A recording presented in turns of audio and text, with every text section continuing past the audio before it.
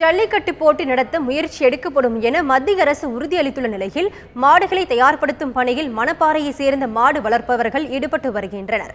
இதுகுறித்த ஒரு சிறப்பு செய்தி தொகுப்பை தற்போது பார்க்கலாம்.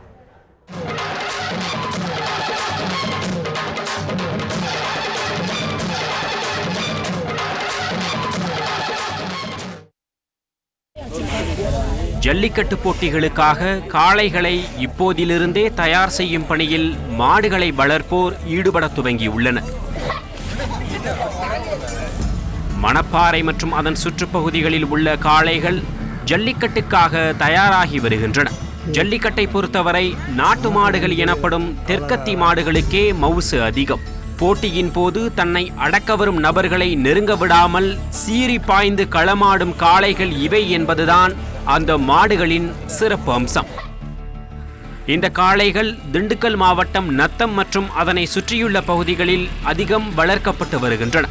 இந்த மாடுகளை வளர்ப்பதில் விவசாயிகள் உட்பட பலரும் ஆர்வம் காட்டி வருகின்றனர்.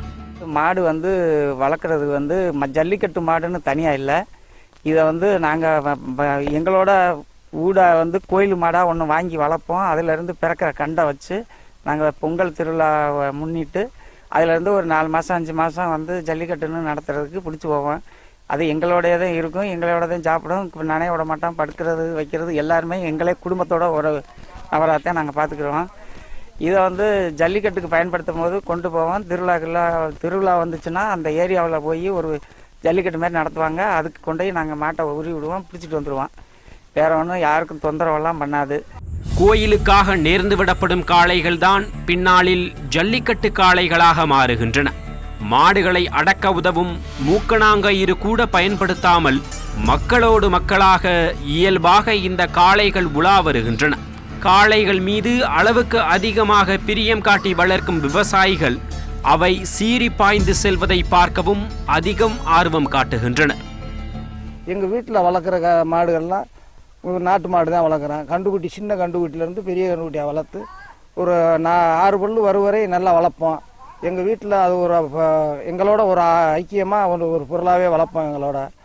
ஆனால் அது ஒரு 6 பல்லு கடமுளப்பு போட்ட பிறகு தான் அந்த பருவத்துக்கு வரையில் தான் பாய நினைக்கும். அதனால் நாங்கள் எங்களுக்கு மத்திய மாநில அரசுனா ஜல்லிக்கட்டை தடையின்றி நடத்துறதுக்கு ஆர்வமாக எங்களுக்கு வழிவகை செய்யணும். இது வீர விளையாட்டு தான், வேற மாதிரி எந்த இதுவும் கிடையாது. காளைகளுக்கு தேவையான சத்துகள் அடங்கிய உணவை கொடுப்பதிலும் அவற்றுக்கு தேவையான பயிற்சிகளை அளிப்பதிலும் தனி கவனம் செலுத்துகின்றனர். காளைகளை தங்களில் ஒருவராகவே பாவித்து வளர்க்கும் விவசாயிகள் ஜல்லிக்கட்டு போட்டி நடத்த உரிய நடவடிக்கை எடுக்க வேண்டும் என்ற கோரிக்கையை மீண்டும் வலியுறுத்துகின்றனர்.